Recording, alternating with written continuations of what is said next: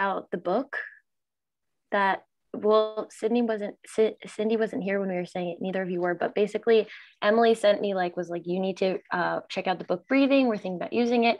The day before in a bookstore I bought it and Are you? I've started it. Yes. That's so Oh. crazy. So we have to read it now, I think, Oh because yeah, it's a sign. that's our last book for sure. So I'm reading it right now, so I'll be prepared. I'm gonna have it all under my belt.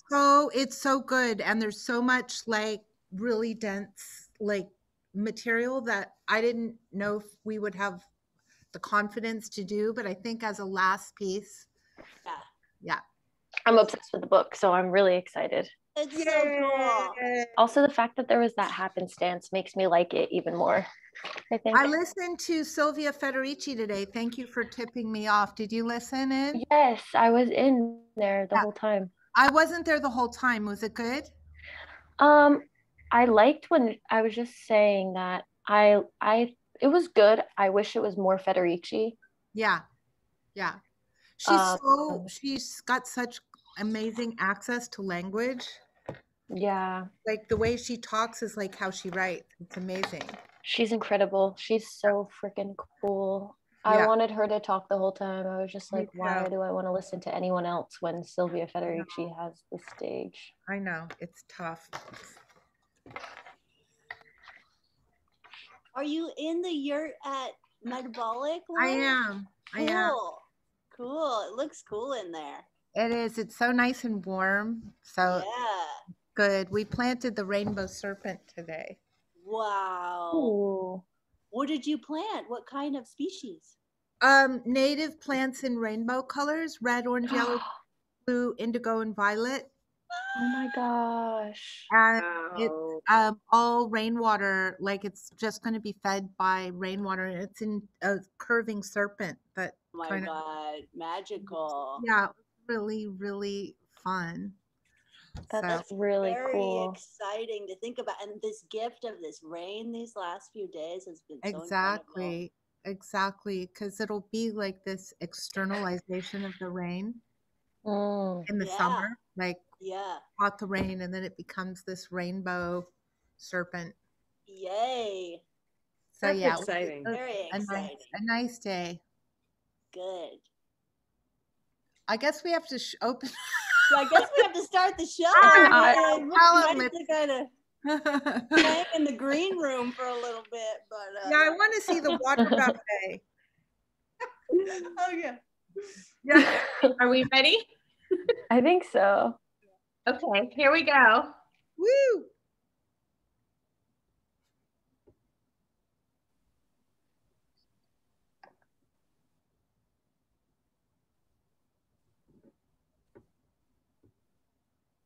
Hello, everyone, and welcome.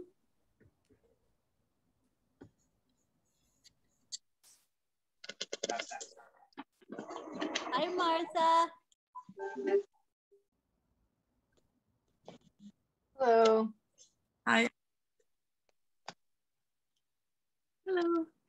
Oh, look at the mom. Wait. Oh. Go ahead.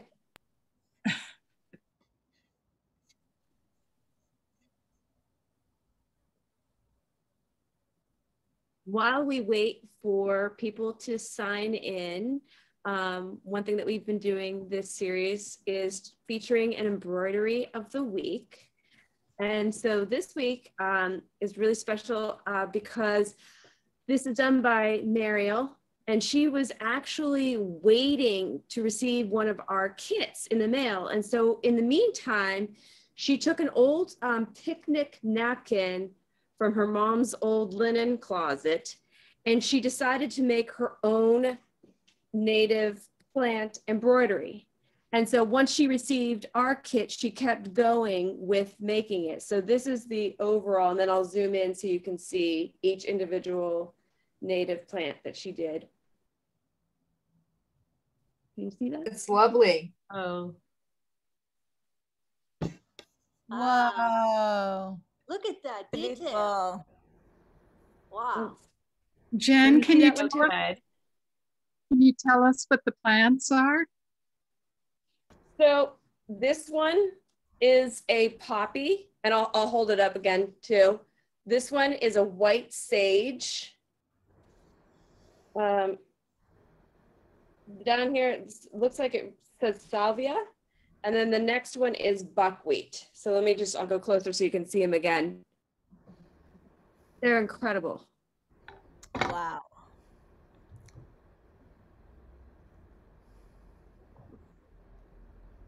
So I'll just put this back here so you can see it. And so what we'll do right now is just do an informal introductions. I'll start. I'm Jen.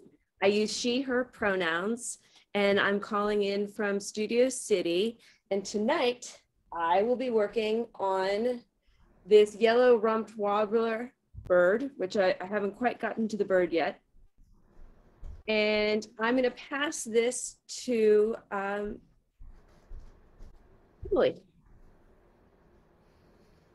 Hi, Emily here. She, her pronouns. I'm in my studio just a few blocks from Metabolic Studio and from the LA River. And I'm happy to be here with you tonight and help out and facilitate this reading and learning and mending session. And let me go ahead and pass it off to Izzy. Hi, I'm Izzy. My pronouns are she, they. I'm calling from Oakland with my friends, and tonight I'll be working on this mule fat that I'm still working on. And I will pass it to Beatrice. Hello, everybody. How is life treating Metabolic and their wonderful crew and staff? Hi, Emily. Hi, Lauren. It's been a long time. Look at you, Cindy. Long hair. It's been so long since I've seen everybody. And I am working on the first embroidery piece that you sent me that had to do with the pollinators, because at the time that you sent it to me, I broke my hand.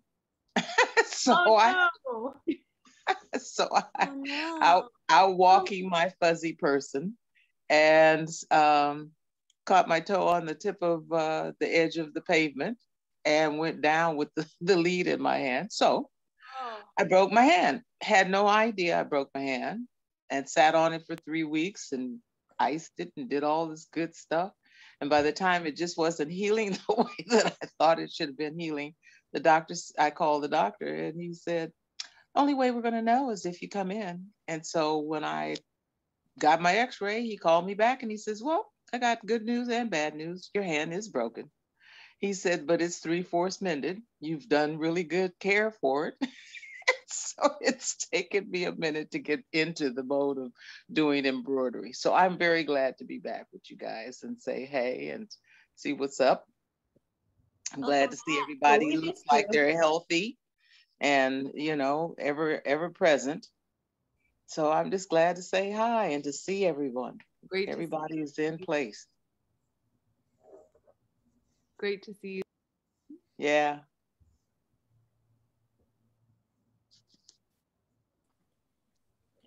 My name's Cindy. I'm calling in today from Ontario. I'm babysitting my nephews and working on our sunflower embroidery tonight. I go by she, her pronouns, and I'm also part of the Metabolic Studio. And I will pass it to Vicki.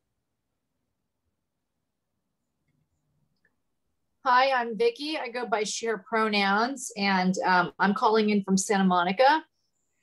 And I'm starting finally this project I got that's a bird, a hermit thrush. And this cold from the rain. I'm gonna pass it to Olan. Hello, I'm Olan. I'm calling in from West Hollywood area. I use she, her pronouns. I got my vaccination today and no effects except wildly sleepy, wildly sleepy. I may fall asleep as I'm speaking to you, but I finished the embroidery of the sunflowers that we've been working on, Cindy, and now I am on the hermit thrush, and I will pass it to Cascade. Congratulations on your vaccination. Yeah. I am Cascade. I am calling in from Jefferson Park in Los Angeles. I go by she, her pronouns, and I am working once more on my common crow, which I love. And I will pass it to Martha, my mom.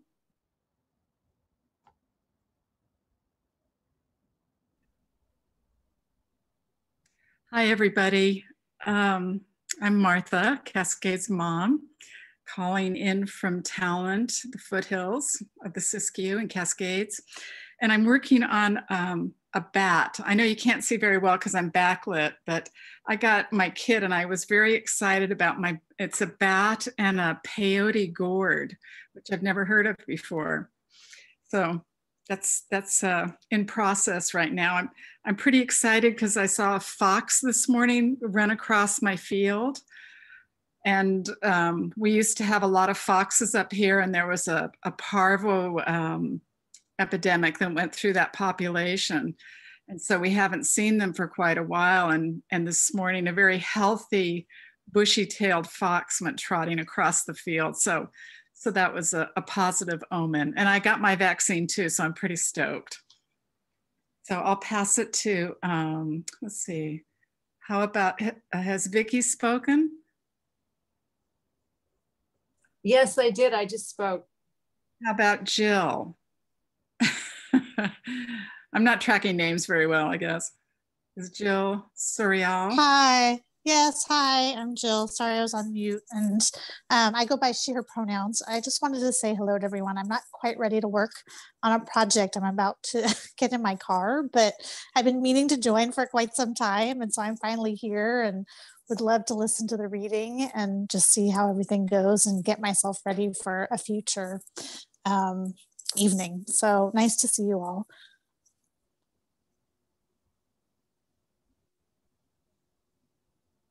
Oh, I need to pick somebody. How about Lauren? Jill, so great to see you, even virtually. You too. Hi, I'm Lauren. I'm calling in from LA River, Tongvaland, and so grateful to be here on a rainy day. I go by she, her pronouns, and I will pass it on to my dear friend Jex, who I'm happy to see is here today. Hi, this is my first time joining in, but I have been invited by Lauren before, and I'm so really happy to be here. I'm calling from Detroit, Michigan, and I use she, they pronouns, and I'm just excited to be with you guys tonight. I don't know anyone who's gone already or not gone. How about Philip? Have you gone? I haven't.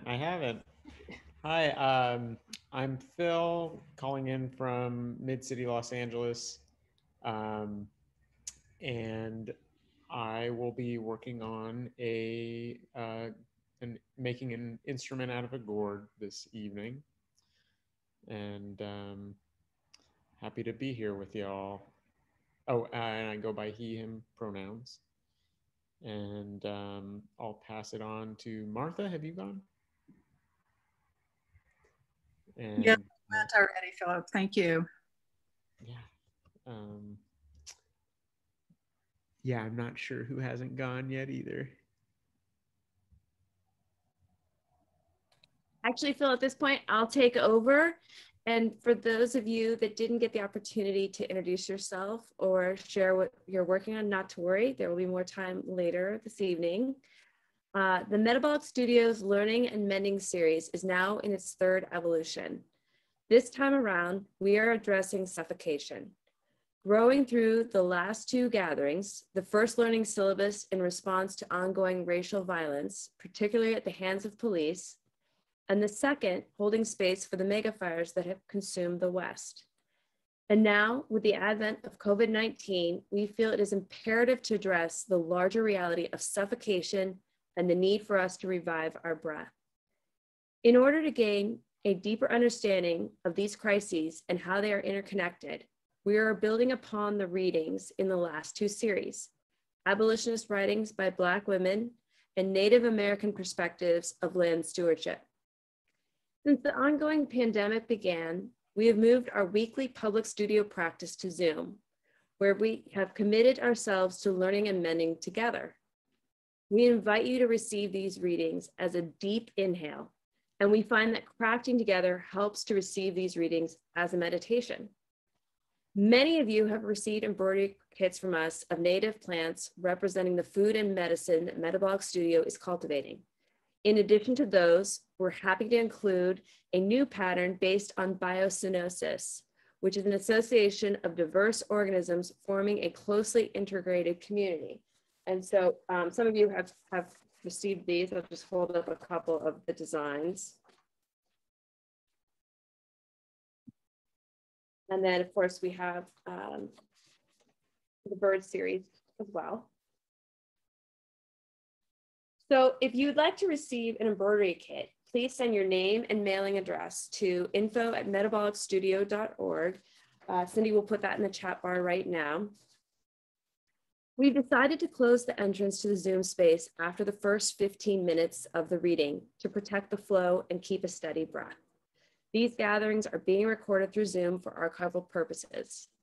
We thank you for co-creating this opportunity to learn and mend together during quarantine.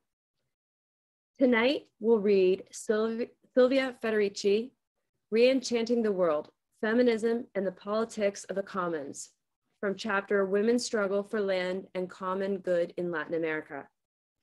We will share our screen, and we encourage you to read a section of the text aloud with us. When there's a pause in the reading, please feel free to unmute yourself and begin where the last person left off. Silence is golden, and there is no pressure to fill the transitional spaces while we enjoy a breath and continue crafting. Feel free to jump in and continue reading at your own comfort level. You don't have to read, it's also fine to enjoy listening. And now I will pass it over to Izzy, where she will begin. Thank you, Jen.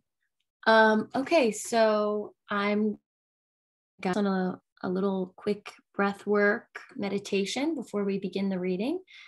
So this meditation, I've borrowed from Tara Brach, one of my favorite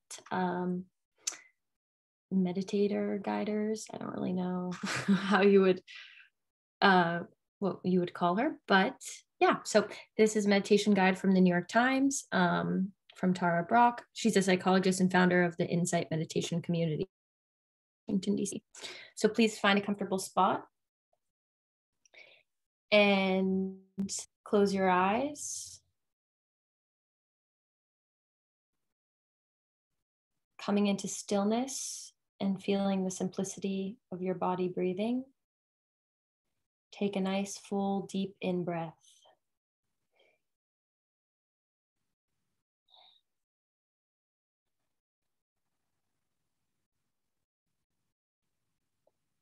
Taking another breath, extending the in-breath, filling the chest and lungs.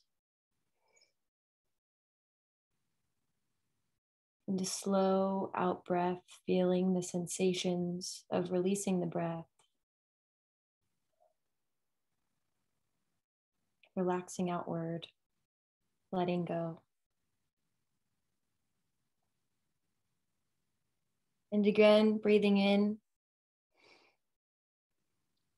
feeling the chest and lungs, slow out breath, releasing, letting go, letting go. One more time, inhaling deeply, filling the chest and the lungs, slow out breath, relaxing outward, letting go and allowing the breath now to resume in its natural rhythm.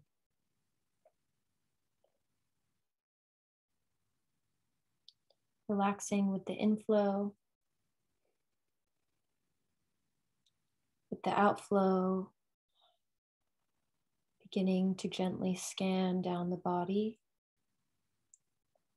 relaxing the brow, letting it be smooth, softening the eyes, letting the jaw unhinge, relaxing the tongue down to the root. Let the shoulders fall away from the neck, feeling the shoulders from the inside out, sensing a dissolving sensation. Letting the hands rest in an easy and effortless way. Softening the hands. Feeling from the inside out a play of sensation there.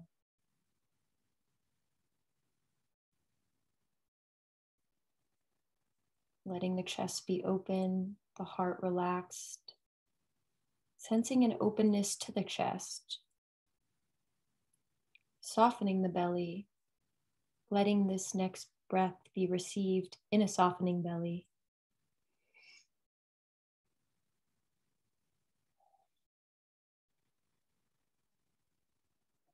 This breath,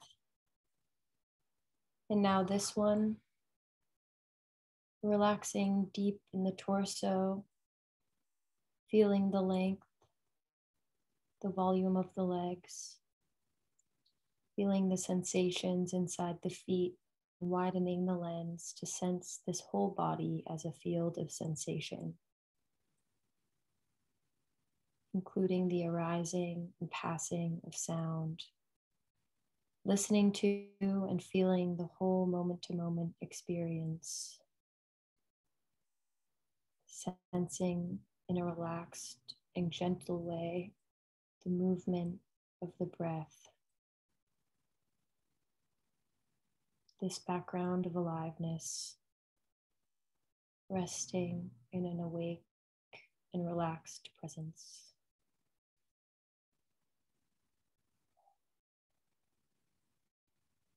Take another deep inhale.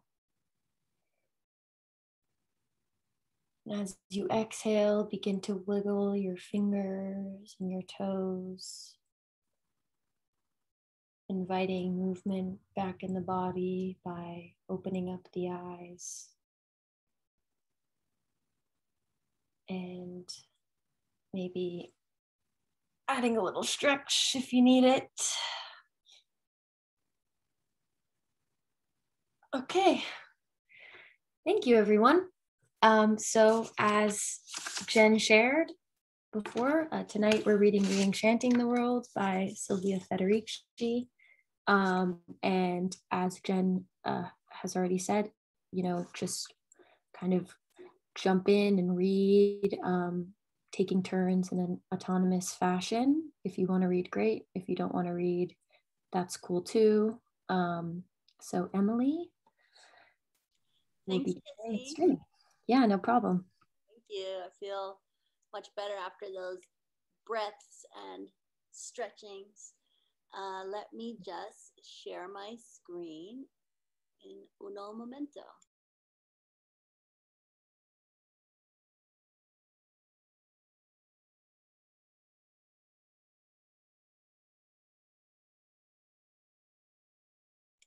Can everyone see the text okay? Could be a little bit bigger, I think. Okay. Yeah.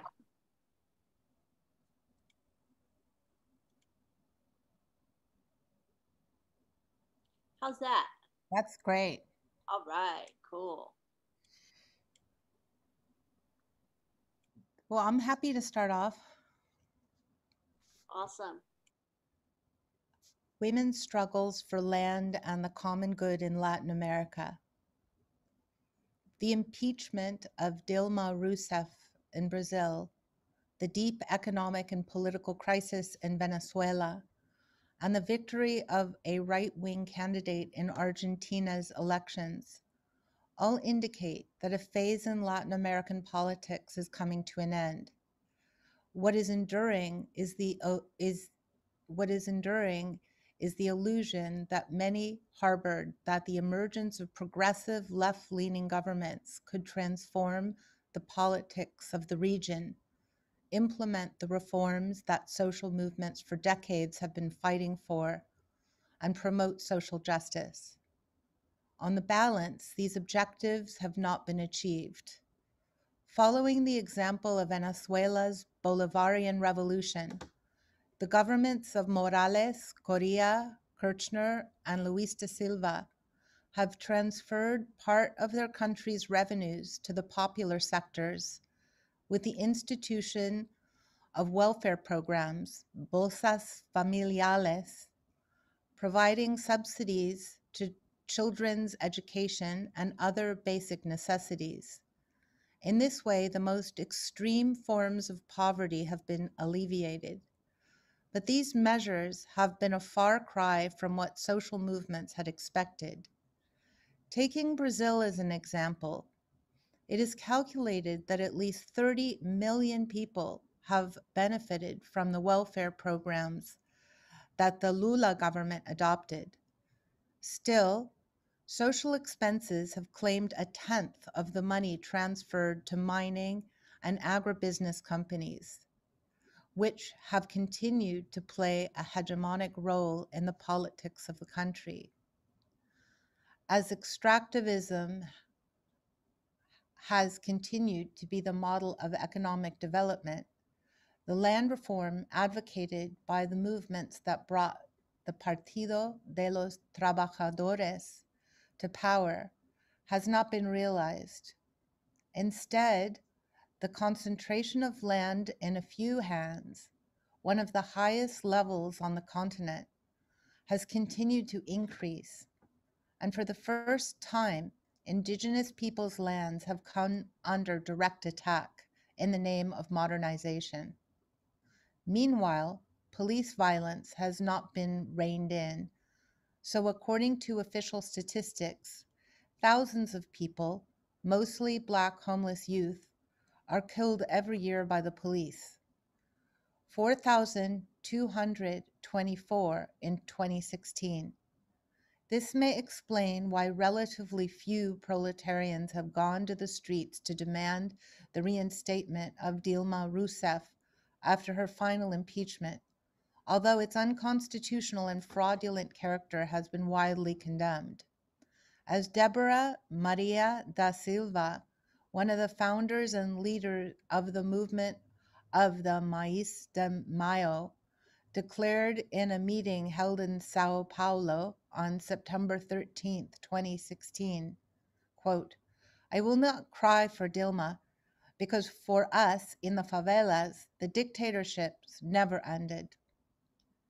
With local variations, the Brazilian model of, quote, progressive development, with its mixture of welfarism and extractivism and its reliance on an export-oriented economy as the basis for a more egalitarian distribution of wealth, is also the path adopted by the governments of Bolivia, Ecuador, and before the last elections, Argentina. Chavism, too, though more supportive of popular power, has relied on oil extraction to subsidize its social programs, failing to give the country a long-term material basis not dependent on the vagaries of the global commodities market. But while progressivism has failed to maintain its promises, and we are now witnessing an institutional takeover by the right, it would be a mistake to conclude that radical change has come to an end in Latin America. social mobilization has reached such a level of intensity, and not only across the region, that as acute a theorist as Raoul Zebeki has spoken of societies in movement. What is especially significant is that resistance to this onslaught and the extension of capitalist relations is creating more cooperative forms of existence and providing a vision of what a non-capitalist society might be like. As I argue in this article, women are the main protagonists of this change. Indeed, women's activism is currently the main force for social change in Latin America. 70,000 women from different parts of the region met in Chaco, Argentina in 2017 for the 32nd edition of the National Encounter of Women, held every year the week of October 11th, to discuss what had to be done, what strategies to adopt to change the world.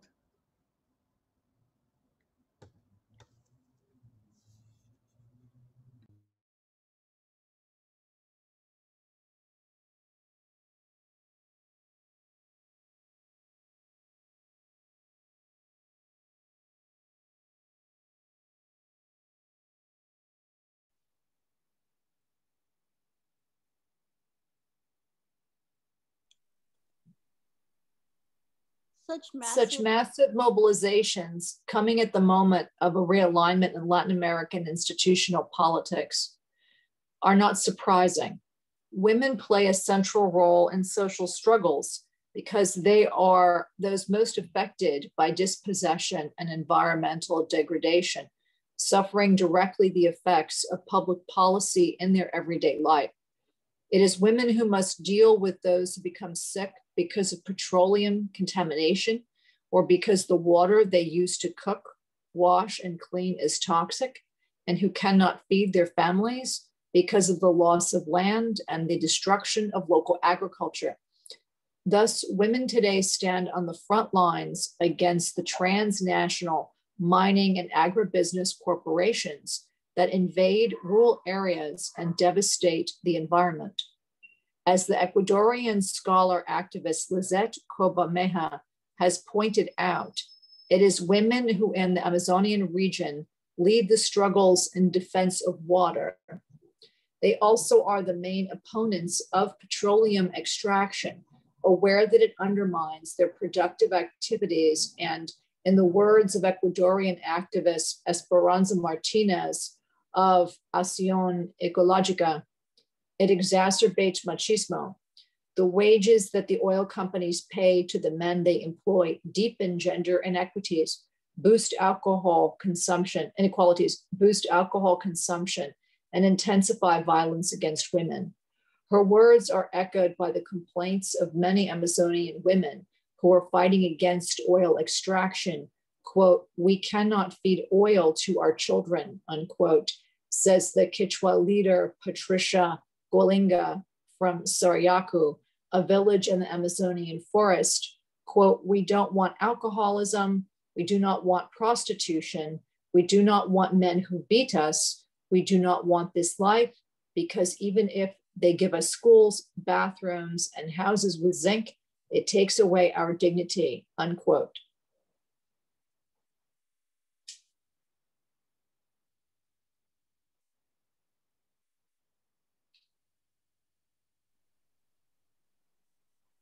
In recent years, such opposition has brought women into a direct confrontation with then President Rafael Correa, peaking on October 16, 2013, when 100 leaders of indigenous women's organizations walked from their lands in the rainforest to Quito, their children in their arms, in response to Correa's decision to abandon his conservation plan and begin petroleum extraction in the Yasuni National Park, home to one of the most diverse ecosystems on Earth.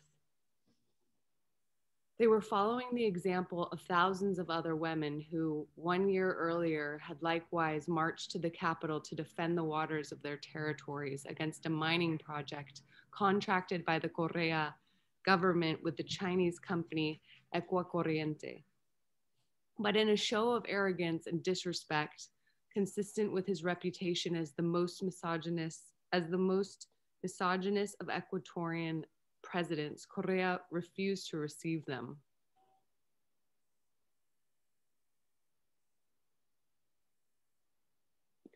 In Bolivia, too, indigenous women have contested the government's progressivism, and in particular, President Evo Morales's proclaimed defense of Pachamama, Mother Nature, leading marches in 2011 and 2012 against the construction of a highway that, according to the government's plans, would traverse the Parque Nacional Isiboro Secure in indigenous territory.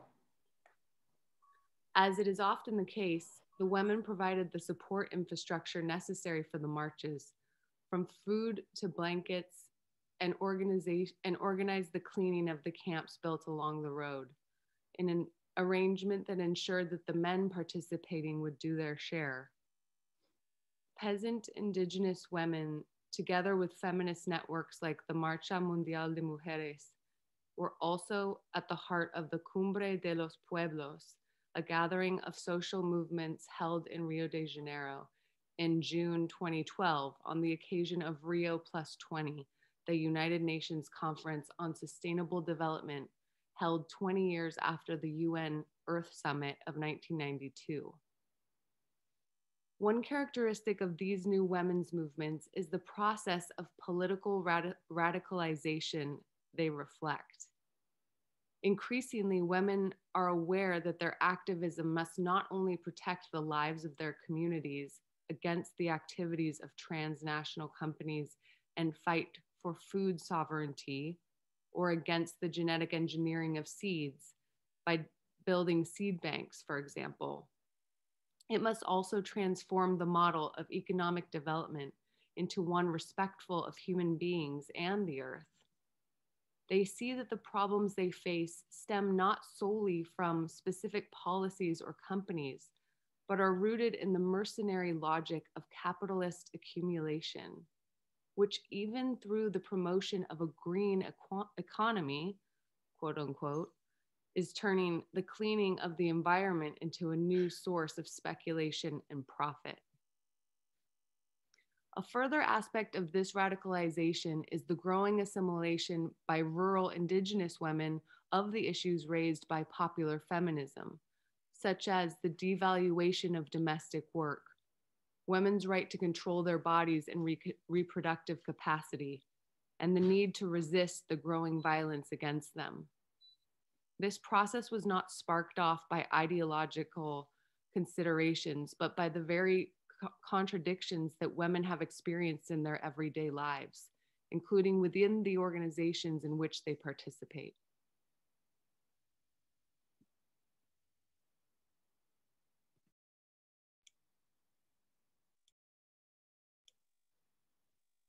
Typical is the case of Zapatista women, whose crucial role in the deep patriarchalization of their communities is becoming ever more apparent.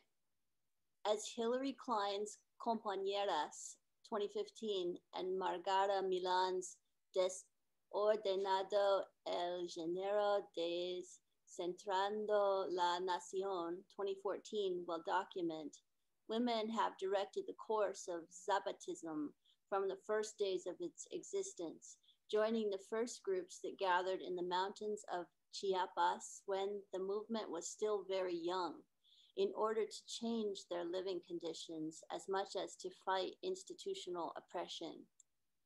It was through their initiative and on the basis of their ideas and demands that the movement's women's revolutionary law was adopted in 1993, which, as Klein points out, given indigenous women's reality in rural Chiapas at the time, represented a radical stance and implied a series of dramatic changes. The law's 10 points establish women's right to participate in the revolutionary struggle in any way they desired, according to their capacity. The right to decide the number of children they have and care for, to choose their partners and not enter into marriage, to participate in community affairs and hold positions of authority if they are freely and democratically elected, to occupy positions of leadership in the organization and hold military ranks in the Revolutionary Armed Forces. In the words of Klein, the adoption of the law was a watershed moment that transformed public and private life in Zapatista communities. The women realized, however, that their work was not over. After the law was made public, some traveled throughout the Zapatista territories to promote its application and impose a ban on alcohol consumption in Zapatista territories, convinced it was a major cause of violence against them. A further sign of a rising feminist consciousness is the emergence of a new critical stance among Indigenous women who are questioning the patriarchal structures that govern their communities, especially the transmission of land, which often occurs in a patrilineal fashion. This differential inclusion has major consequences. As Gladys Tzul, an Indigenous scholar activist from the Totonicapán area of Guatemala, points out, as it affects the registration of the family's property, the guardianship of children, and the symbolic meaning of having children outside of marriage. For instance, women who marry outside their ethnic groups risk their children being excluded from access to the clan's communally shared land. The challenge, Tzul argues, is to change this custom without resorting to the individual titling of land, which legitimizes the trend toward land privatization, the strategy advocated by the World Bank since the Beijing Conference of 1995. A strategy that women in the indigenous movements have used to end their marginalization has been the creation of autonomous women's spaces. One example is the Hijas del Maíz, described as a space of encounter for women from peasant and indigenous communities of the Ecuadorian coast, mountain range, and Amazonia.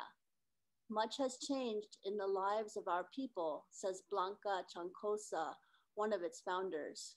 Men have migrated, and those who have remained are the women. This means that we need to know more to move on. This is why we need a women's space in which we can discuss our ideas.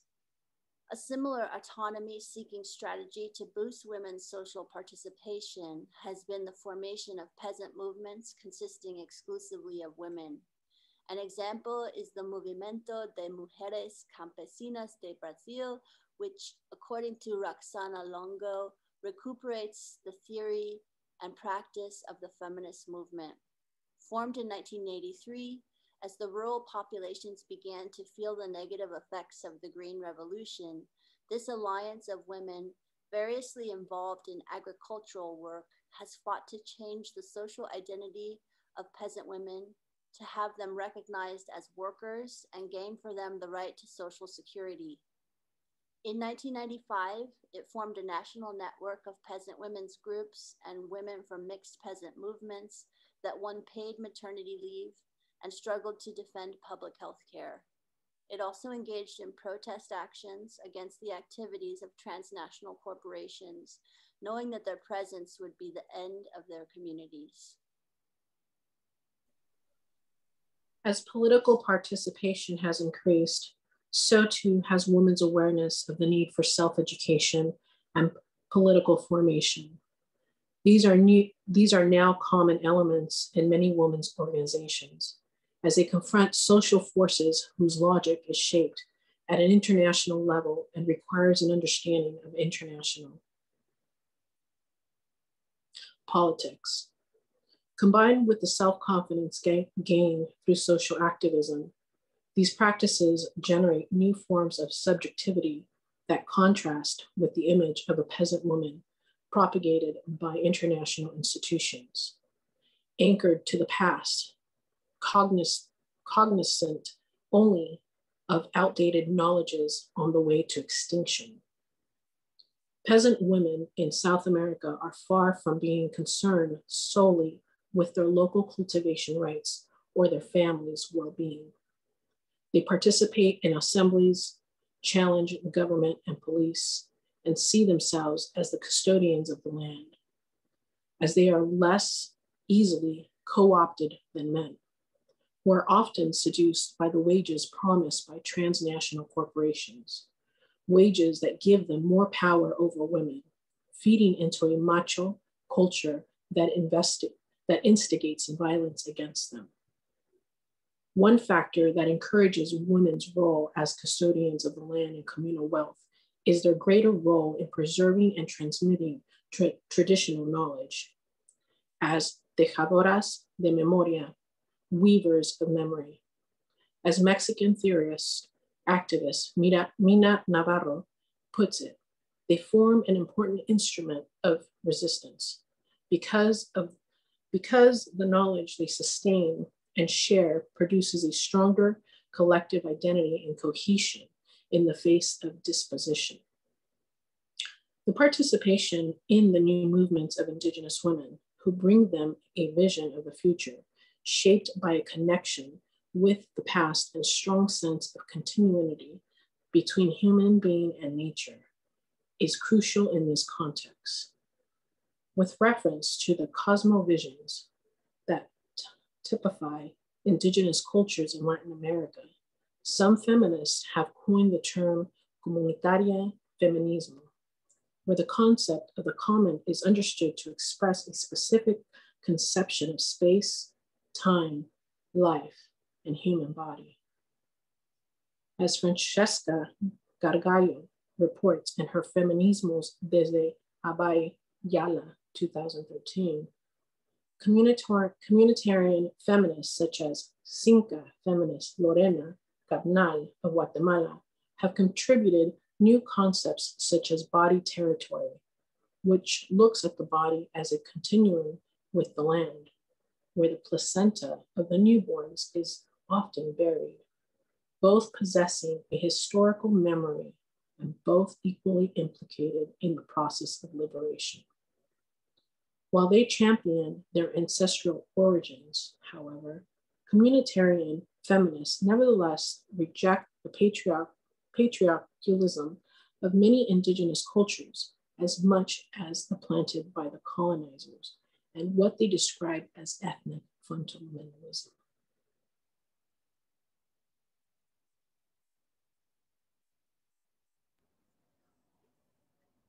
Women's struggle and the production of the urban commons. The struggle in the rural areas continues in the city.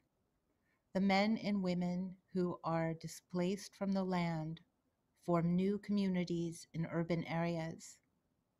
They take over public spaces, constructing shelters, roads, and bodegas, all through collective labor and communal decision-making.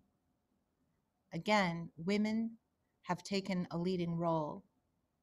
As I've written elsewhere, in the peripheries of the sprawling megacities of Latin America, in areas mostly occupied through collective action, and in the face of permanent economic crisis, women are creating a new political economy based on cooperative forms of social reproduction, establishing their right to the city,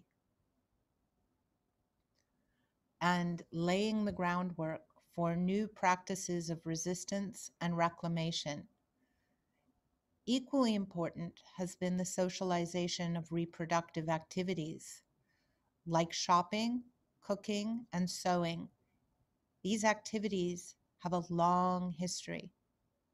In 1973 in Chile, after the military coup, women in proletarian settlements, paralyzed by fear and subjected to a brutal austerity program, pooled their labor and resources. They began to shop and cook together in teams of 20 or more in the barrios where they lived. Born out of necessity These initiatives produced far more than an expansion of limited resources.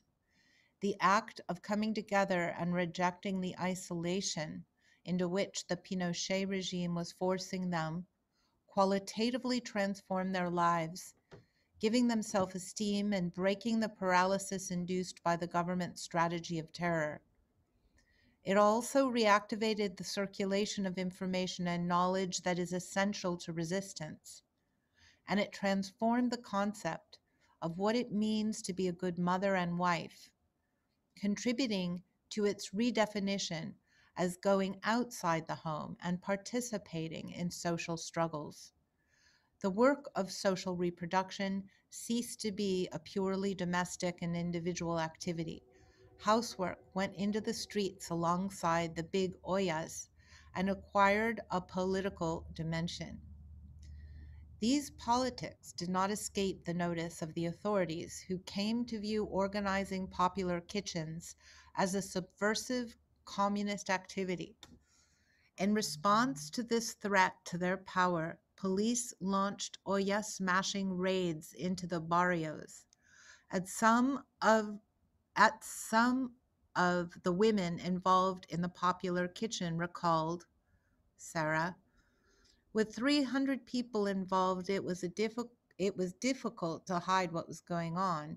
They came and turned the food stores upside down. They made us stop cooking and took all our leaders prisoner. They came many times, but the kitchen went on. Olga. The police came. What's going on here? A communal kitchen? So why are you doing it if you know it's prohibited? Because we're hungry.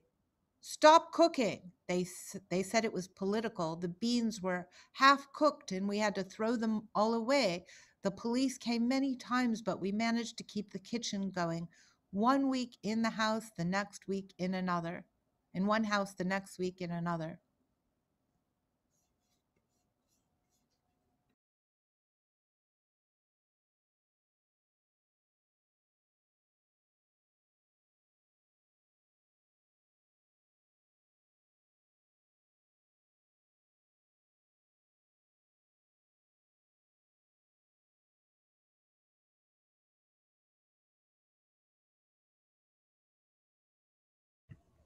It is generally agreed that such survival strategies boosted the community's senses of solidarity and identity, and demonstrated women's capacity to reproduce their lives without having to be completely dependent on the market, helping in the post-coup period to keep alive the popular movement that had brought Allende to power.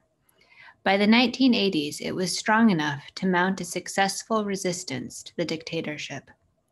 Collective forms of social reproduction have also proliferated in Peru, Argentina, and Venezuela. According to the Uruguayan social theorist Raúl Zebichi, in the 1990s, in Lima alone, there were 15,000 popular organizations providing glasses of milk or breakfasts for children and organizing soup kitchens and neighborhood councils. In Argentina, the piqueteras, proletarian women who, together with their children and many young men, took an important role in response to the catastrophic 2001 economic crisis that for months paralyzed the country. They organized roadblocks, built encampments, and assembled barricades, piquetes, that lasted at times more than a week. Paraphrasing what Zebichi writes concerning the famous Madres of the Plaza de Mayo, we can say that the piqueteras understood the importance of occupying a public space. They reorganized their social reproductive activities in the street. Cooking, cleaning, taking care of children, and maintaining social relations, and in the process communicated to the struggle a passion and courage that strengthened and enriched it. The testimony of the Cuban social science researcher Isabel Rauber is significant. From the beginning, from the first pickets, the presence of women and their children was crucial. Determined not to go back home without something to put in their pots, the women went to piquetes to defend their lives with teeth and nails. Determined to achieve their objectives, they immediately participated and guaranteed the organization of daily life on the barricades, which often lasted more than a day. If tents had to be set up, if it was necessary to take turns watching over the security of the piquetes, to prepare food, for sure, together with the men, to construct barricades and defend the positions taken, there were the women.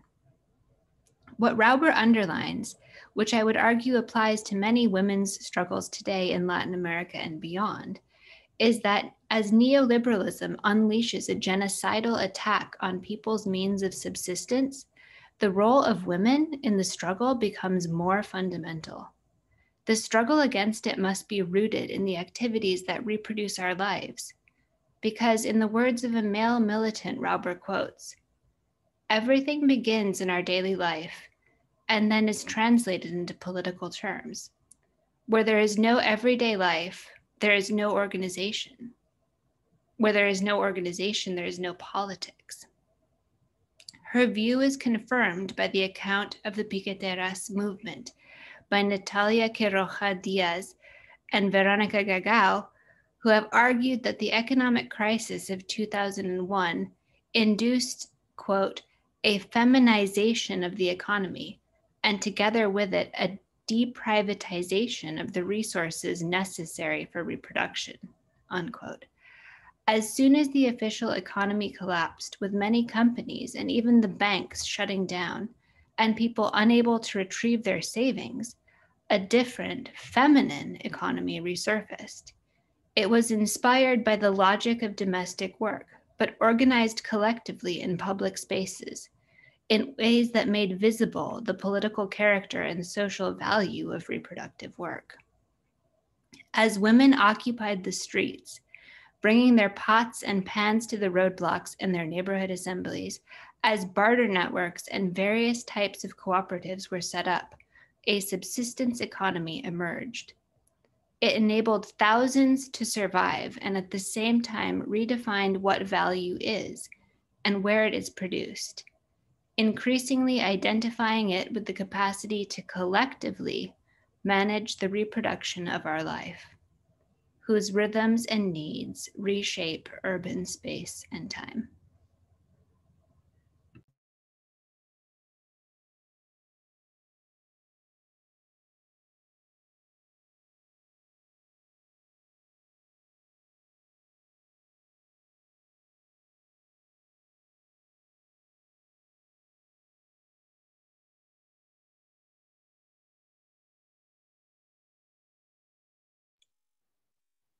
Although the Piqueteras movement has since demobilized, its lesson has not been forgotten.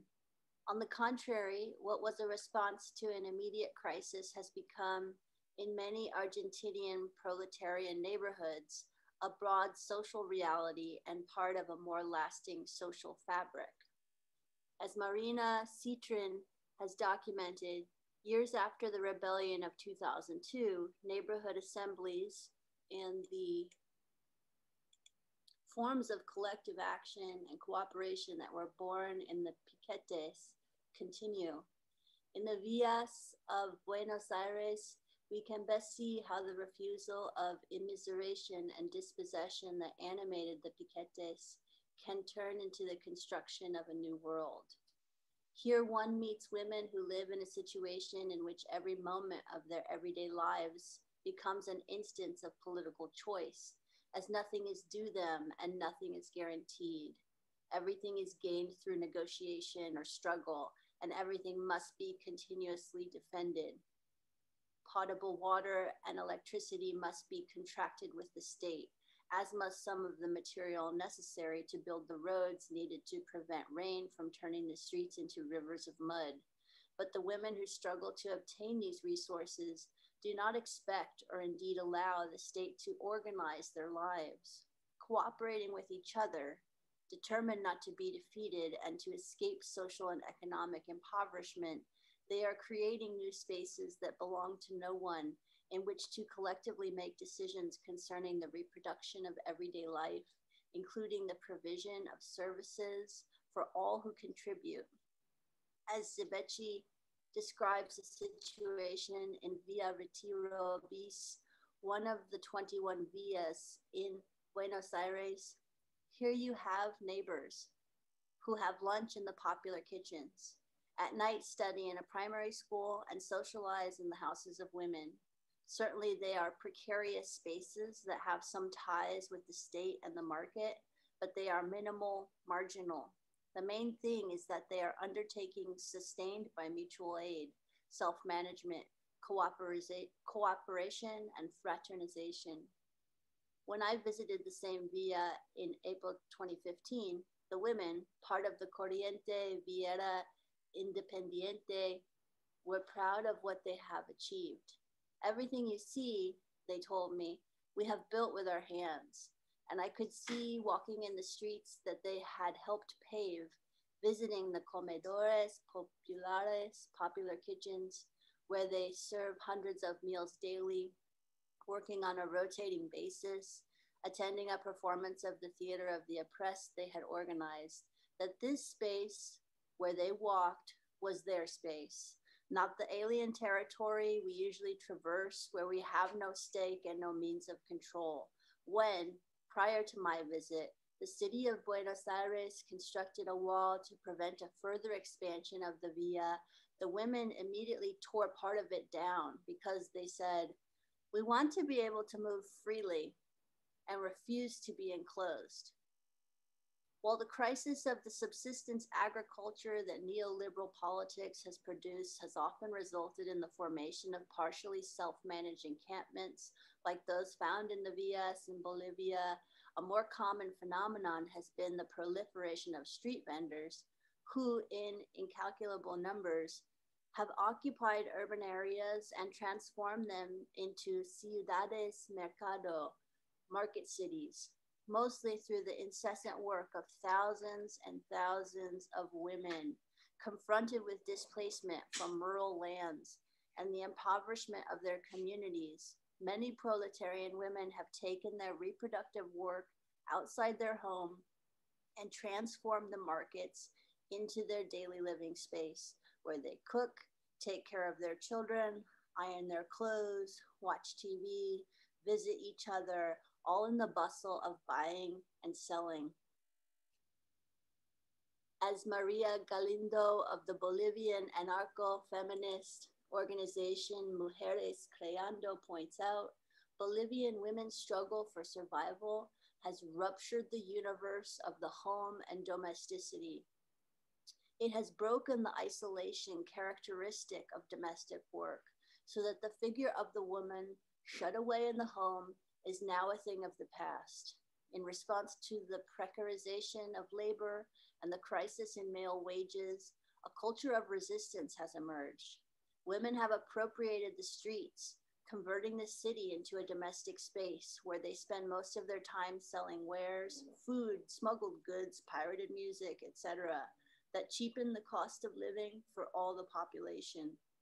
Organizing with other women and confronting the police, and in this process, reinventing their relationship to society. Mujeres Creando has contributed to this new female appropriation of the urban space, opening a social center, the Virgen de los Deseos, the Virgin of Desires, which Galindo has described as a reproductive machine, owing to the manifold activities that take place there, and providing services that are especially intended for street women, such as daycare, food vending, a radio transmitter that women use to broadcast news about their struggles or denounce abuses they have suffered, and the publication of political educational materials. Selling goods in the streets may not seem a radical activity, but anyone who is familiar with the intricate social relations that have to be created, especially in our time, to be able to occupy public space in a way not authorized by the state, knows that this impression is mistaken. For the women who make up the majority of vendedoras ambulantes, creating the conditions that enable them to spend much of their day in the street, ensure the safety of their wares, especially from the attack by the police, and to work peacefully with each other. Coordinating the shared use of space and time as well as cleaning activities and pricing, a substantial amount of the negotiation and policymaking is required. Once accomplished, these efforts create a counterpower that the authorities cannot ignore. It is for this reason that across the world, governments mount cleanup campaigns using the pretext of sanitary improvements and beautification to destroy presence that threaten their urban plans and by the occupation of public space. And their very visibility pose a threat to governmental authority. One example of the threats to which ambulantes are exposed is the criminalization of the Unión Popular de Vendedores Ambulantes 28 de Octubre, an organization of market sellers based in the Mexican city of Puebla, that was recently declared a public enemy by President Enrique Peña Nieto, with the male leaders of the organization mostly in jail or threatened with death in a country sadly famous for its high-level political assassinations. It is the women of 28 Octubre who now carry on the political work. They function as mothers, wives, and street vendors, caring for those imprisoned and for their children, while also spending long hours at work, and through it all, taking on the work of political organization. The scenario makes for a life of constant worry, with no time for rest or any form of recreation. Yet, as is common in women's organizations, what one hears in their words is pride for what they are accomplishing and for the individual and collective growth they experience in their understanding of the world, their capacity to resist intimidation, and their respect for themselves and other women. It is in the words of such women that one sees the possibility of a different world, where commitment to social justice and cooperation merge in a new conception of politics that is the antithesis of one generally recognized. A measure of the difference are the organizational practices the women of 28 Octubre have adopted, which is inspired by the principle of horizontalidad and an insistence of collective decision-making, often realized through a neighborhood assemblies in which all can participate. Will these new women's movements be able to resist the onslaught of the expansion of capitalist relations? Will they have the power to contest the attempts to recolonize their lands and communities? There are no sure answers to these questions. What is certain, however, is at the moment of acute crisis, when the constitutive mechanisms of the capitalist political economy have collapsed, women have stepped forth and through a collective effort have guaranteed basic forms of social reproduction and broken the wall of fear that had imprisoned their communities. When a political and economic crisis normalizes, the alternative economy that women create is often slowly dismantled, but never without leaving behind new forms of communal organization and a broader sense of possibility.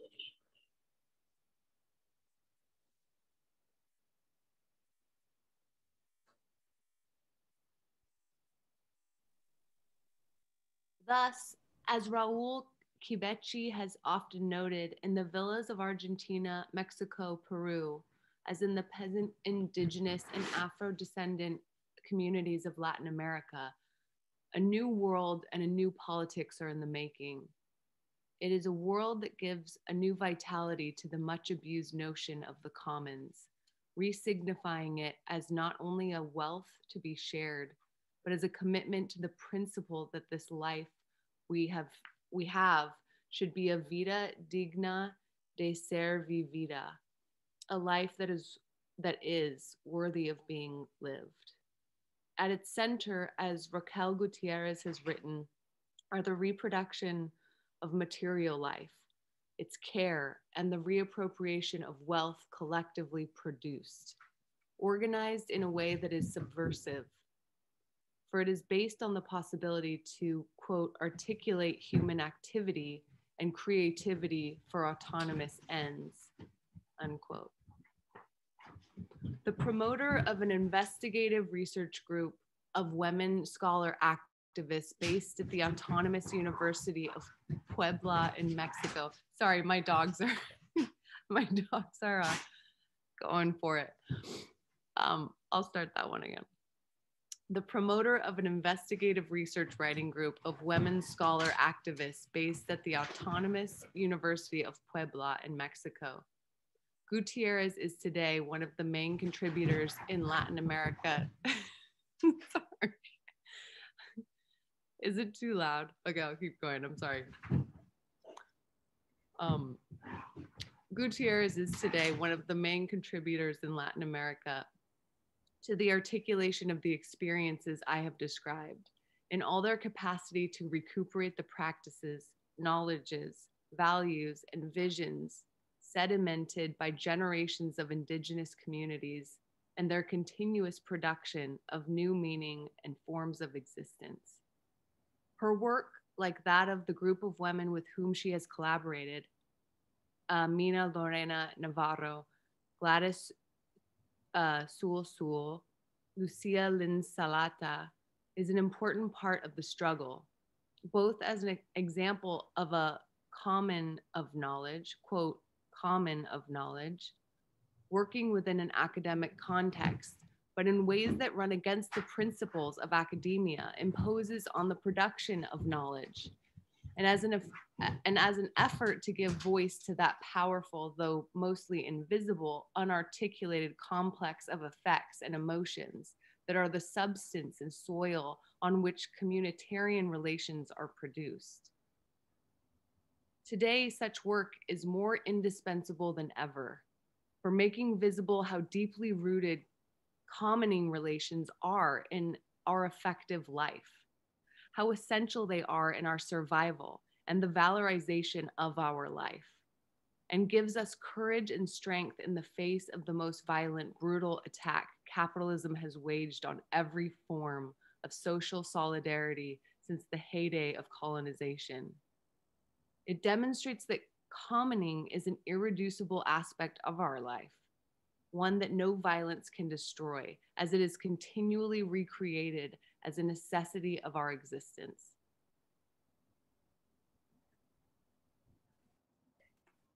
Congratulations, everyone. We just completed the chapter. Okay, so now that we've read, before we get into discussion, I just want us to have a little breath work to reground ourselves. But before we get into that, so since our reading this week was in part about the commons and re-enchanting the commons, I wanted to point out how our communal breath work is a form of re-enchanting the commons. In the foreword, Peter Linebaugh traces the etymology of the word enchantment, writing, the word enchantment comes from the French word chanter, to sing. For sure, chanting the world into existence may be meditative. Sometimes the movement must stop and sit on its hands. But if we understand song to include poetry, then the call for enchanting the world, for singing creation into being, is both rhapsodic and prophetic. It is a choral accomplishment. So we're breathing ourselves into existence always, but when we come together and honor our breath as shared life, we are re-enchanting the commons. It is indeed a choral accomplishment. Breathing with others allows us to redefine the ways in which we share space.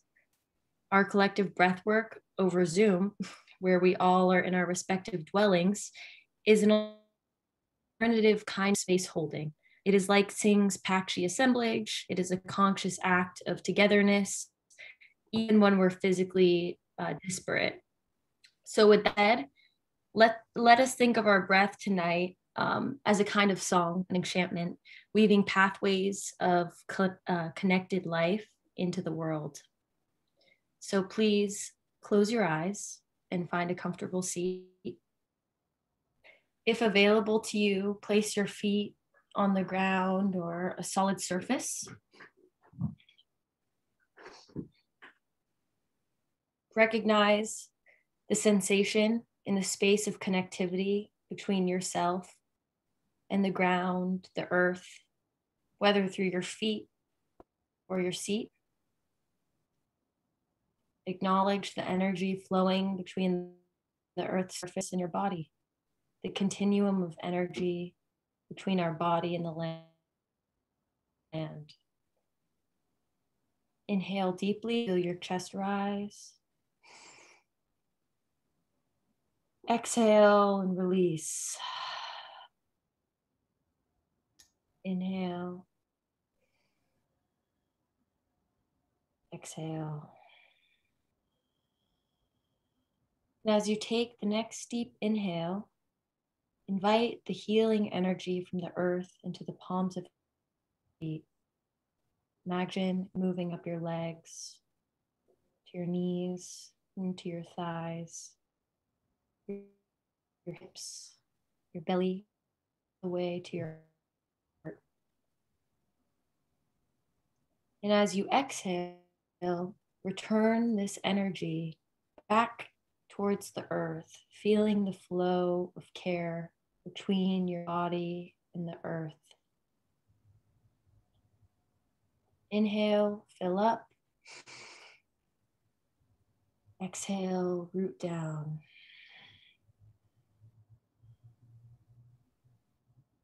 Inhale, receive the breath of air we share with one another.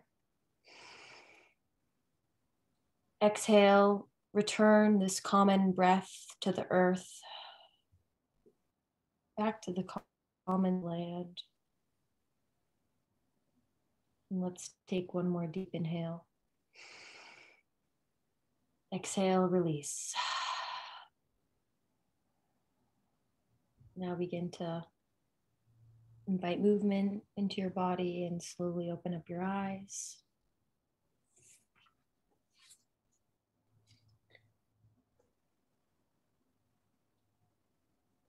So before we get into the discussions for tonight's conversation, Emily, I'll pass it over to you. Oh yes, thank you. One moment. Let me pull up the guidelines.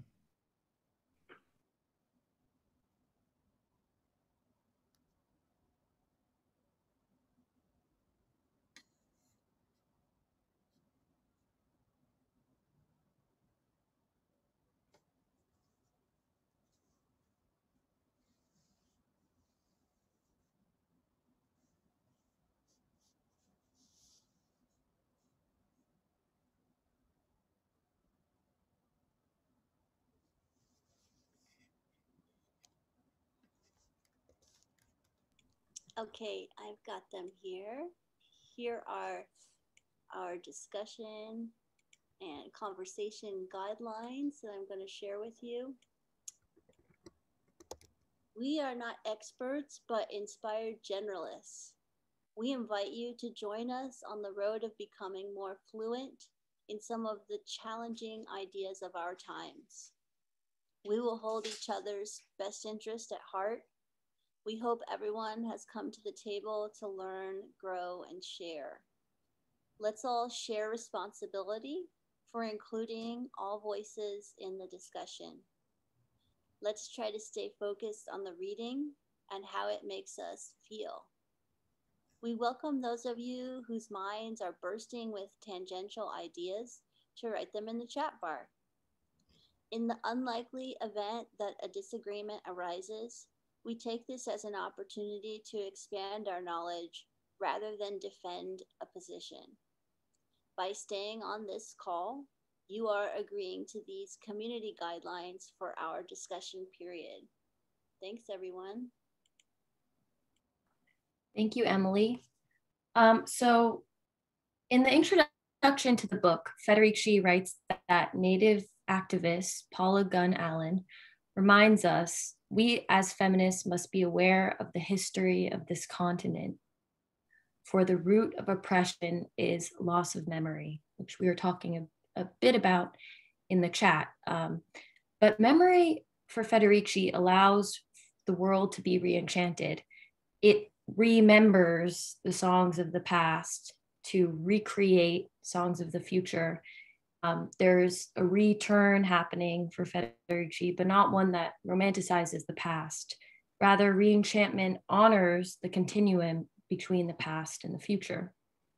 So in the chapter we read for today, Federici writes, one factor that encourages women's role as custodians of the land and communal wealth is their role in preserving and transmitting traditional knowledge.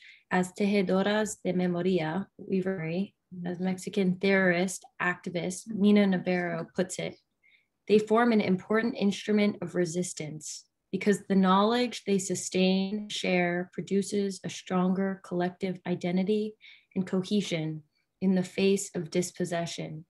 The participation in the new movements of Indigenous women who bring with them of the future, shaped by a connection with the past and a strong sense of continuity between human being and nature, is crucial in this context. So the importance of memory or shared knowledge for the preservation of communal wealth, as we were talking about in the chat, calls back to Vandana Shiva's biopiracy. We read biopiracy in the first week of the series, and in biopiracy, Shiva traces attacks on the life system and he calls intellectual commons, which are shared and decentralized spaces of knowledge and land that local and indigenous people hold in common. These commons face enclosure at the hand of colonial acts of bioprospecting, IPRs, and which are international property rights, and ultimately biopiracy. So maintaining and sharing knowledge and memory is an act of resistance for Federici, and women, as stewards of the land, act as weavers of memory. So weaving as a word itself evokes movement. It's strategic, but also fleeting. It evades dormancy. It's an active word. It moves, but weavers, femmes are able to, weave between modalities of being, between worlds, between time and space. And our embodiment is interwoven into the history of the land, and the trauma inflicted upon women, particularly Indigenous women, is particularly interwoven with this trauma.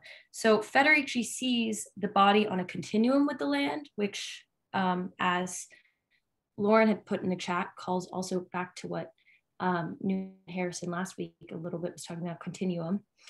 And the bodies on the continuum with the land, as it both possess historical memory and both are implicated in liberation. That's what Federici says. So I want to emphasize this part of the text, in part because we do every week, or is kind of a type of weaving. We embroider native species as a mode of memorializing Indigenous life, but we also weave together voices of those we read, as well as our own voices and collective experience of the world.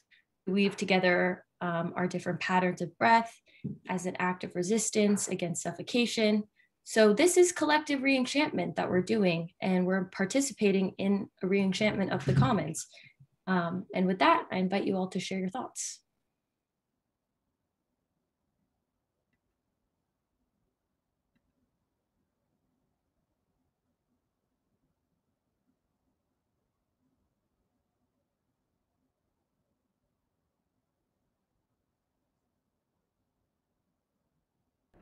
I think I was moved the most by an understanding of the commons as an action together, not just a place, because I think the word commons was sort of stuck in a formatory part of my mind that was thinking of a place. And this really reinforced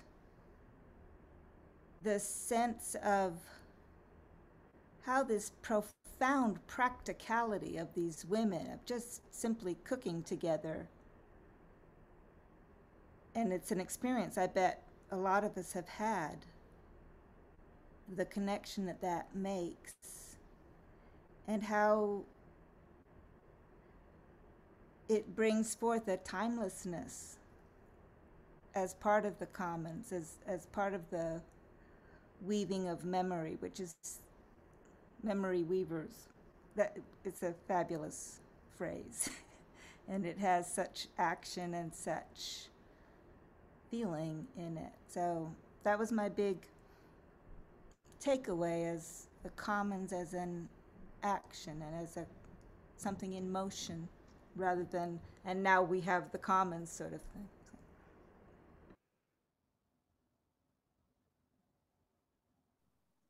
I think the act of even simply planting a seed in the soil and being with another woman in that presence of knowing that the soil, we can make it fertile for habitat,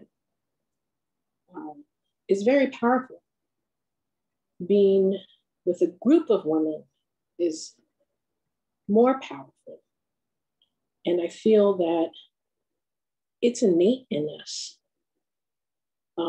I can only speak today because I was with Lauren and we were intending to plant these native plants in a brown field. But being in the presence with another woman, it's beautiful. And when we read these lines, it really brings back that memory that's innate in me that wants to come forth. And I think about my grandmothers and my tias and my moms that have either taught me or have talked about caring for the land. I wasn't raised to care for the land, but those memories are very deep in my skin and my hands. So when I plant with other women, it's a very powerful act.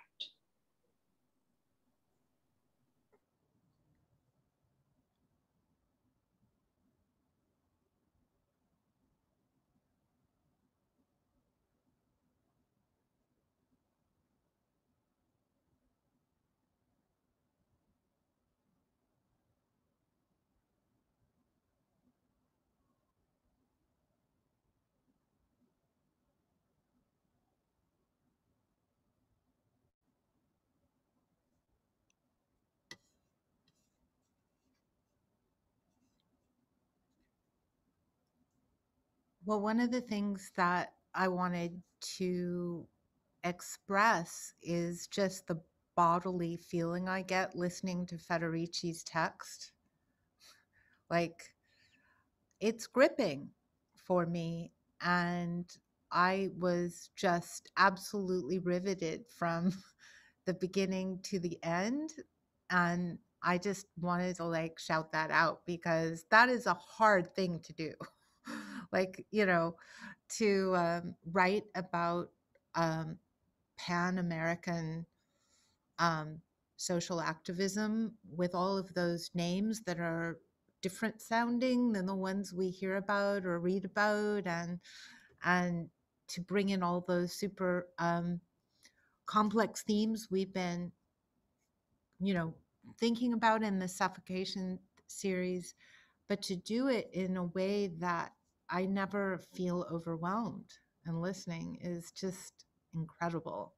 So I just wanted to thank you, Izzy, for the breath work before and after, because I think I could really feel that sense of how her writing is that intention of like an energetic uplift to these ideas. I mean, I think prayer might be going too far, but definitely on the way towards that, that there's something, that uplifts these efforts of these movements just in the sound of her writing. And also wanted to thank you, Izzy, for sending us notification that she was speaking for free today in a talk that was hosted in England by a women's collective around social activism. And I had a chance to just listen in at 11 o'clock. It was 7. And then reading about, Latin American women today just gave me a real sense of uplift. And then I also spent the day planting with Millie, who just spoke. So I feel a little bit like in one of the books we read in Fires of the West, I remember the idea that being white on indigenous land, that I can also kind of come to deep empathy by acknowledging that this is my adopted homeland, and as much as I can, I will, learn the stories of this land and try and act in accordance with that learning. So I feel like this incredible sense of solidarity at the end of today, which is really nice.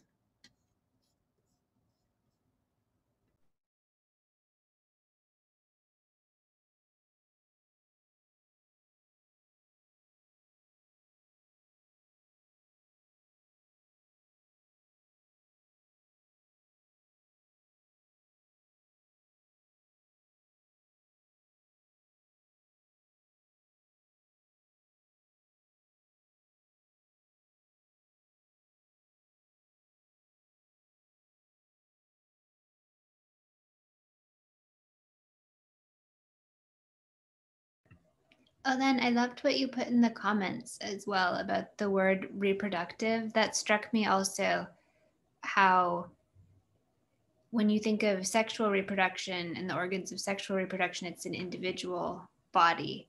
But when you think of cultural reproduction and those activities that are ongoing, that are repeated on a daily basis, that are those things that are most, thankless or overlooked because they always need to be done, the sweeping, the cooking.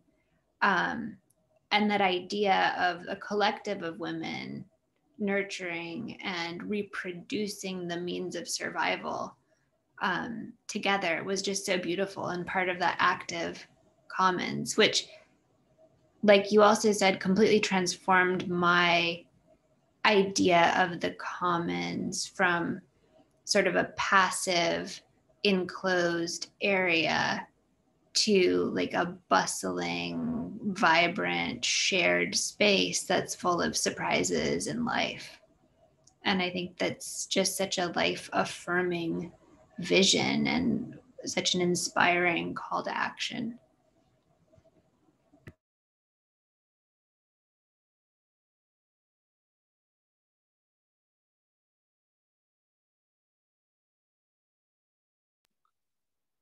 Yeah, I also just wanted to sort of piggyback on that thought as well of I just really appreciated the way that she uses language and sort of redefines our common understanding, or I don't know what I would assume is our common understanding of words like reproduction and commons and yeah, and I just think what everyone has said, Lauren and Rowena and Olan, about the agency that you feel through her writing and the way, I mean, again, I think this is part of it is rooted in the linguistics play of her voice and of her message. She has this incredible way of encompassing these highly politicized stories and histories, and somehow it's like this micro and macro at the same time, making them incredibly personal, and there's something so relatable and also subversive in just these women's, in these identities of just being a woman. And that is, I mean, the threat of that, just hearing these women's stories is just so incredible, but also, yeah, I'm also not unusual. And it's just a real gift to read a piece of writing that leaves you inspired and also draws your attention to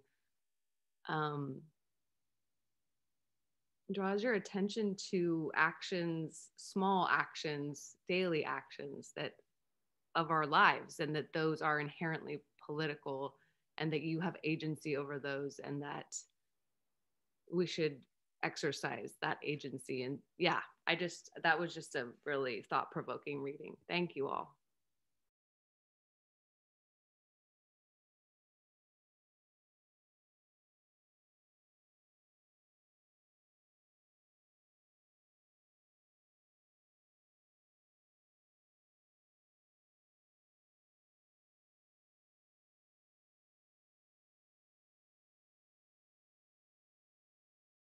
Yeah, along those lines, the idea of the political power of merely being visible, of merely taking these activities into a public space as an act of insurrection, almost as an act of subversion, I thought was tremendous, because it puts it within the reach of the everyday person. Thank you. That was much more eloquent.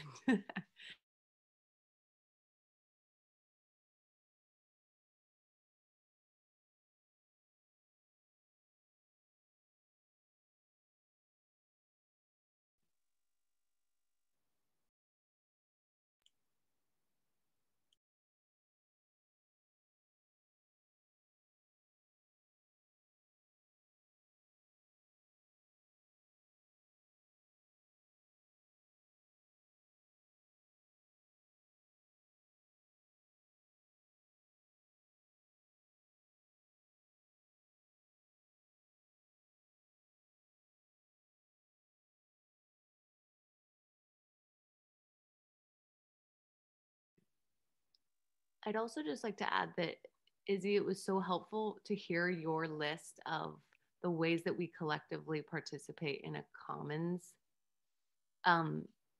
because it is it's sort of difficult to think about in one's own life, let alone like within a group. Maybe it's easier to identify in a group,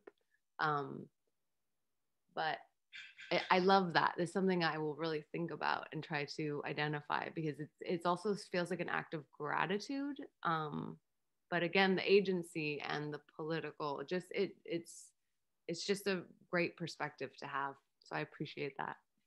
Yeah, of course. Thank you. That list, I didn't come up with that list. That list is from the Ford, but I just typed it in the chat bar. So you're welcome for copying it into the chat bar. It was really helpful in my understanding of the text though as well, and what the comments are.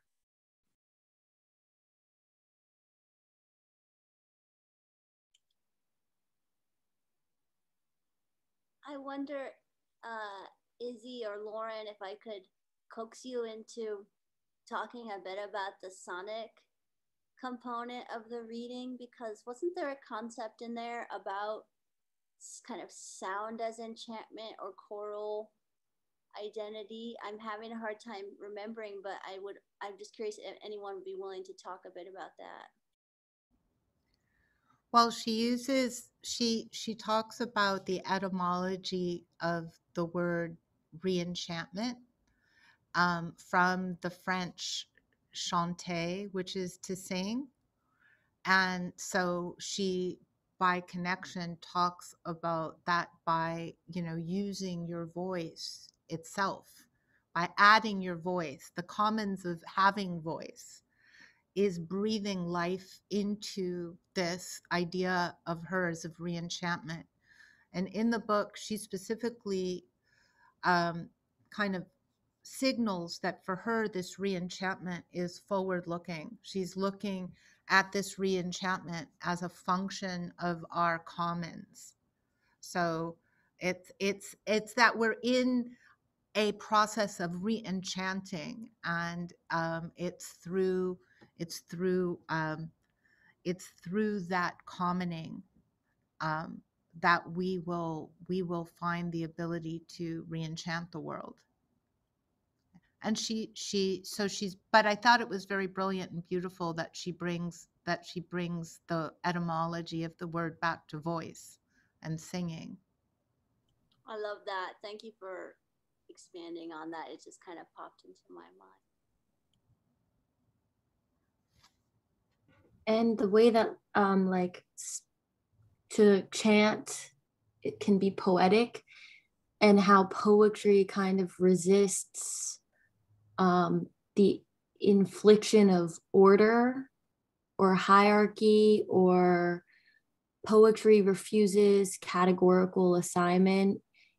It does weave, poetry weaves language together, and it also has the ability, it's linguistic resistance in the sense that, poetry can be in many languages, it can be in many different grammatical forms. It doesn't have to, it has rhythm to it, it has breath to it.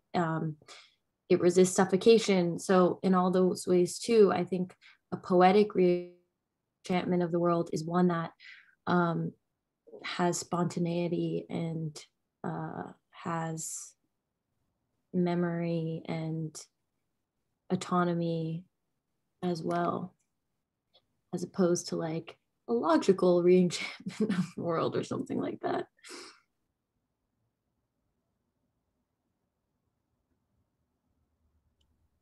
This is making me think of something I'd like to share, which is, I don't know if anyone else can identify with this, but this reading tonight has made me think of it in a different way. I often think about how young girls are more encouraged to open up and talk about their feelings than young boys are.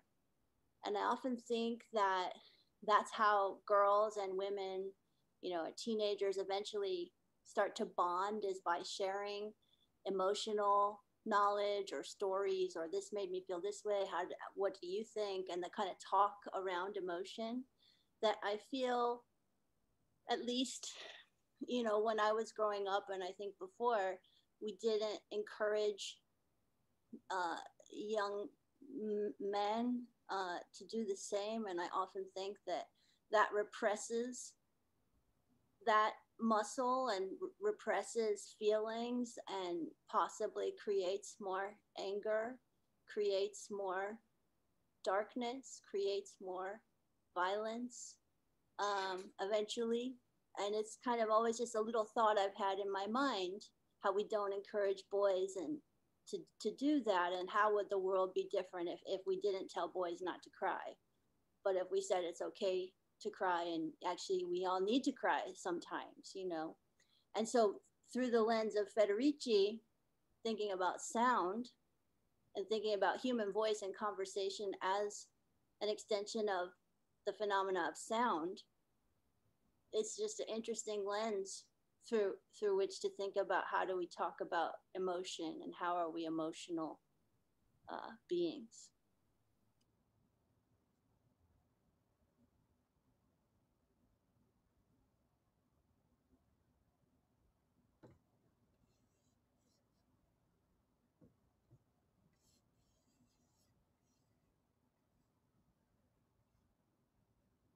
I also really love the story that Federici puts in about the beans and the kind of sharing of food as a political action of commoning, and how much resistance by the authorities revealed that they saw it as a direct subversive activity. And it is, I think it is true throughout history that the rituals of sharing food are very connected to the sharing of resource, and like the fundamental resource of metabolism. The idea that that is being shared by people is very powerful. So I really got a lot out of that anecdote.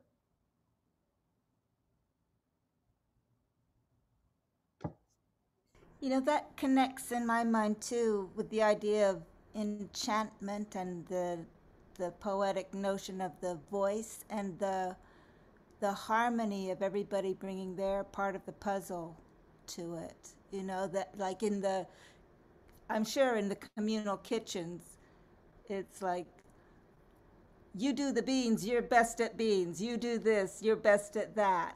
And it's got its own ecology without a hierarchy in it. It's just what works the best for all, like for all.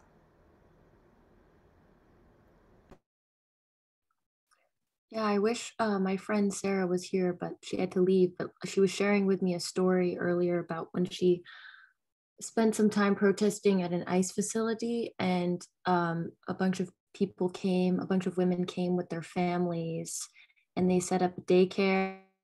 They set up a kitchen. Everyone like took shifts doing different types of work, kind depending on who was best at what. And it was like an act of, you know, occupying public space, which is just so powerful. And yeah, I wanted her to share that, but she left, unfortunately.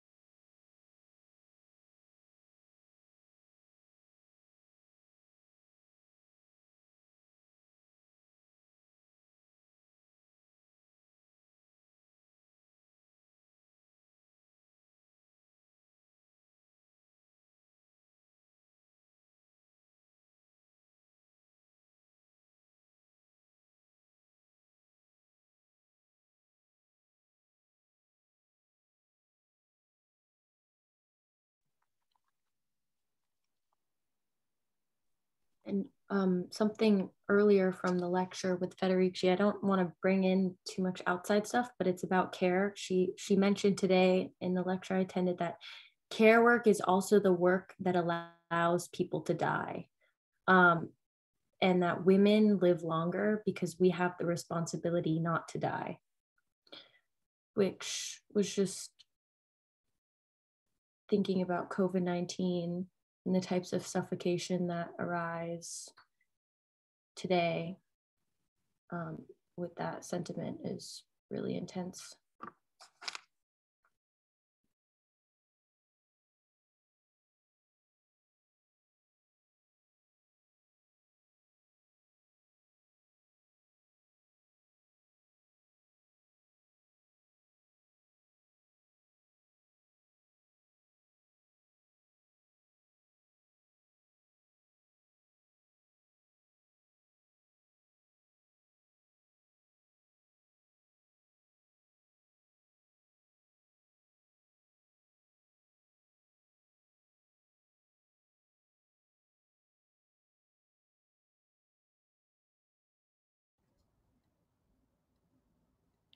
Well, next week we'll continue to explore the idea of the commons, but this time through a kind of ethnographic, anthropological lens of the Paiute Native Americans and what would have been called Paya Hunadu, the place where there will always be water. I found a wonderful book up in the Los Angeles mountains. Roxanne, you and I both bought a copy, and there's a fantastic chapter on the native irrigation practices of the Paiute in the Owens Valley and the sharing and stewardship of irrigation, and how that created the most sophisticated and early form of vegetable agriculture known to man. And I actually didn't know that that was also part of the story of the Owens Valley. So next week, we'll be looking at a very different kind of writing. It's writing again by Native American scholars about Native American history. So I thought that was also an interesting thing by a really, really great Native American press that put this together. So, you know, it's interesting. Again, I've been trying to curate these different ways for people's voices to get heard, and actually finding indigenous scholarship about indigenous practices by indigenous press was, I had to literally fall upon it to get it, but it's a great chapter. So, and I feel it really continues this idea of the commons in a really nice way.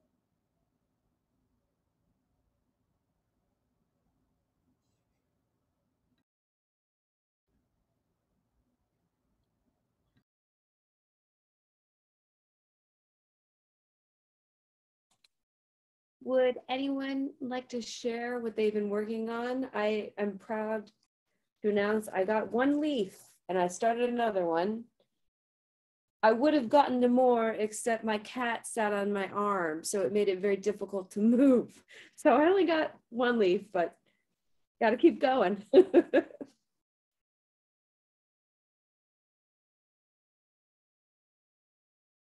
Jen, can you put that up again? I couldn't really see it. Wow, it looks so good with the embroidery of the week. They all kind of blend in together. Behind you. Yeah, this thing is so beautiful.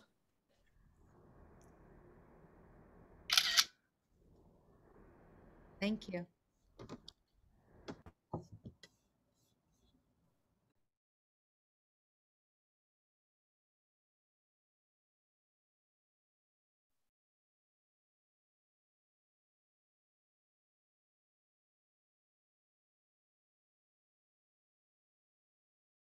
Anyone else lose their needle and not move at all? Because I just lost mine. It's amazing how the needles always disappear. If I got up and moved, but I haven't moved. I just totally lost it.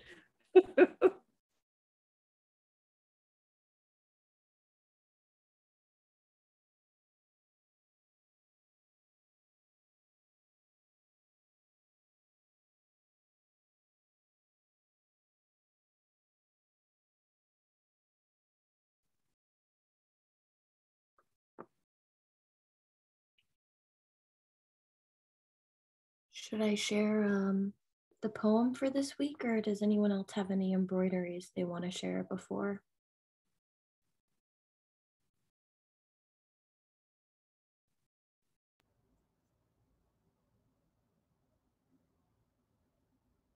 Okay, I'll take the silence as an invitation.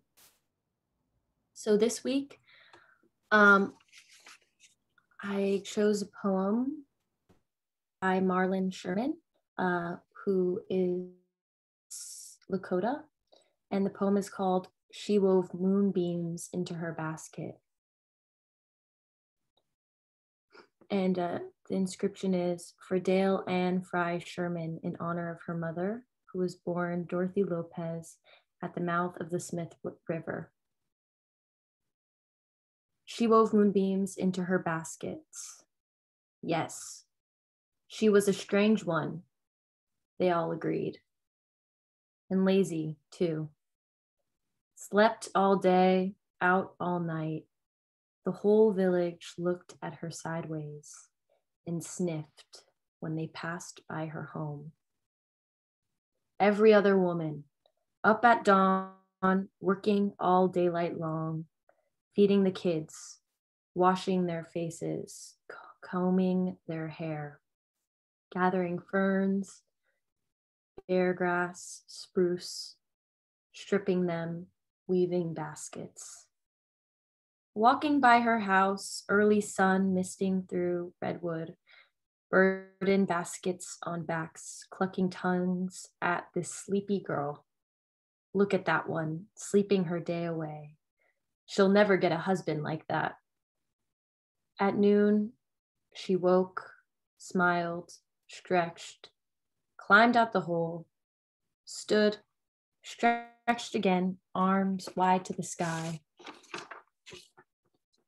Thanked the river for flowing, sun for shining, sky for its color. She went back inside, took her basket and her bag, put in seaweed and smoked salmon, walked the trails uphill, nibbling salmon and seaweed. She gathered grass, she gathered ferns, placed them lightly in her basket, walked to a clearing high on the hill, sat, preparing her basket to weave, shadows long as sunset, laid out materials, said goodnight to the sun. Hello to evening star, waited for moon. She sat beneath the trees, gathered moonbeams as they fell, shredded through leaves so her new baskets glowed in cool summers, luminous and healing beauty. Far up the rain coast, far down the dry coast, far over the mountains, they treasured her baskets as objects of great wealth, because this lazy girl who slept all day wove moonbeams into her baskets.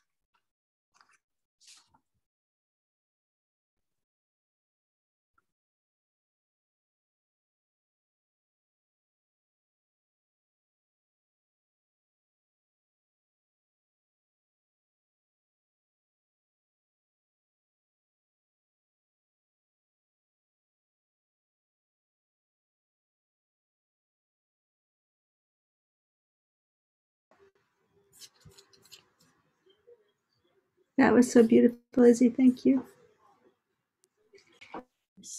I'll send the name of the poem and the poet in the chat.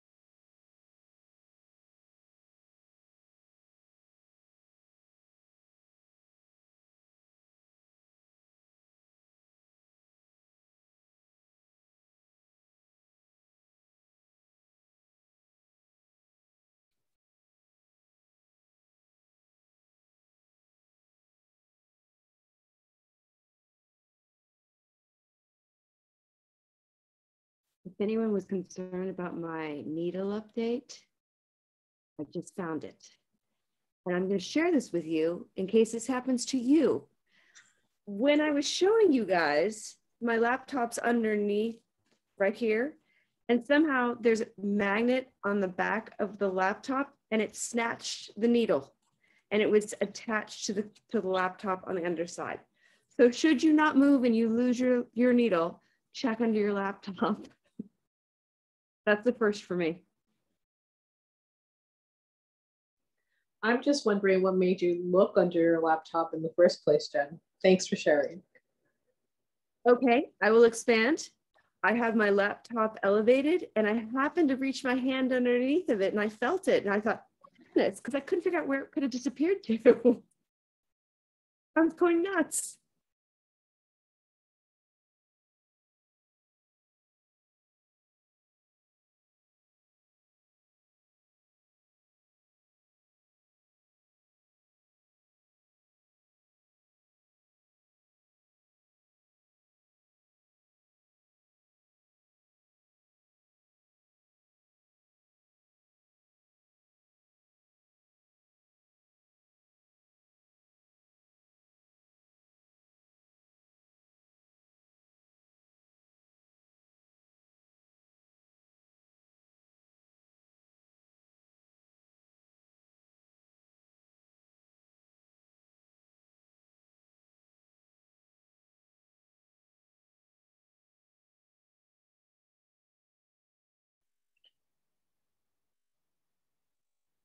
Can I do a little bit of show and tell?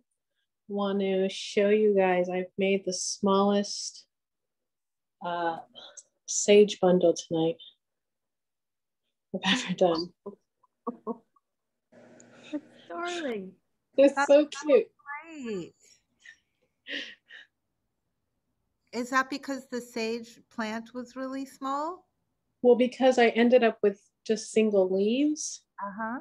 So I just gathered all the leaves together and just made a little tiny little bundle. Isn't that cute? That's so sweet.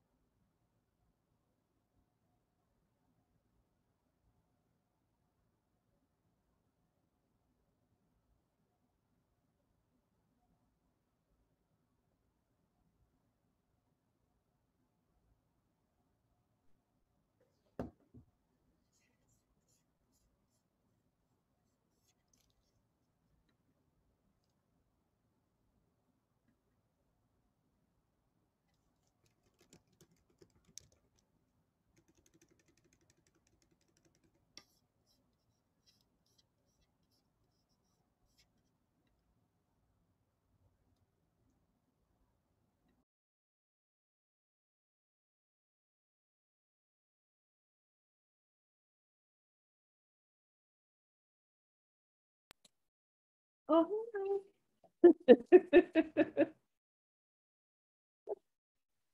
All right, everyone. I'm gonna head out. I'm probably gonna go play Uno with these people here. oh, have fun. I'm gonna go make dinner too. Yeah. Okay. Good Like night, everyone. Good night. Bye-bye. We'll see y'all next week. Next week. Bye. Bye.